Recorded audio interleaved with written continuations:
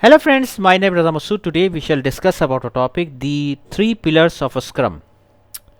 Friend, today's topic is very interesting and very important if you are a student of a Scrum or Agile methodology, or you are planning to give exam related to Scrum. So this is a very important topic. So let's start. First of all, I would request to please subscribe to my YouTube channel and click on the bell option as well so that my new videos can reach to you. So let's start, friend. First of all, we have to understand that what is a Scrum actually. A Scrum is a framework which we use to manage the software development projects. Okay, it is a methodology, it is a project management methodology which we use to manage the software projects. Normally, it has a complete framework. It has three main roles: Scrum Master, Product Owner, and the Scrum team. Now, right now, we are discussing the three pillars of a Scrum. So, friend, so first of all, the most important pillar is the transparency.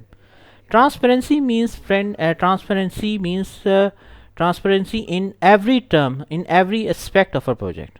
That means whatever the scope, what are the deliverables, how things are going good, things are going bad. You are meeting the timelines, you are not meeting the timelines, any issues, any risks. So all the things should be transparent to everyone.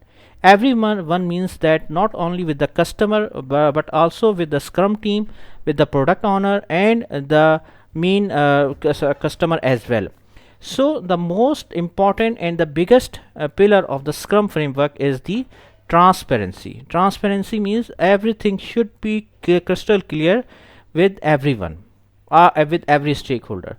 Then the next pillar is the inspection.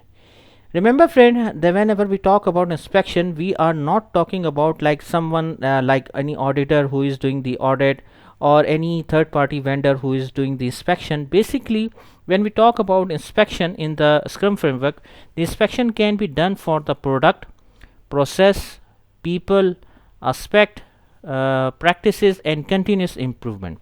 For example, the team openly and transparently shows the product at the end of each sprint to the customer in order to gather valuable feedback.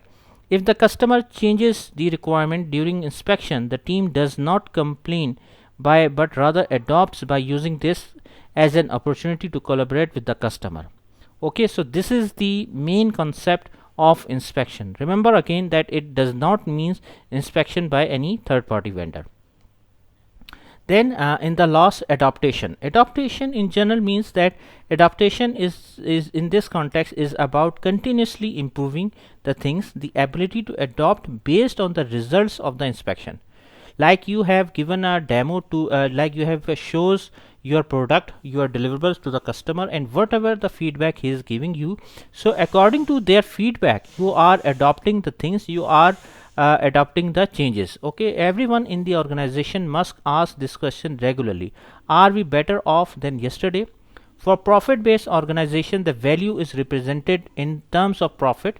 The adaptation should eventually relay back to one of the reason for adopting agile. For example, faster time to market, increased return on investment through value based delivery, reduced total cost of ownership through enhanced software quality, and improved customer and employee satisfaction. So these are the three main pillars of a Scrum on which the Scrum framework based on. The first one is the transparency, then inspection, and then the adaptation. So friend, thanks a lot for watching the video. I hope you like this video. If you like, please share it with your friends and colleagues, and thanks for watching the video. Thank you, friends.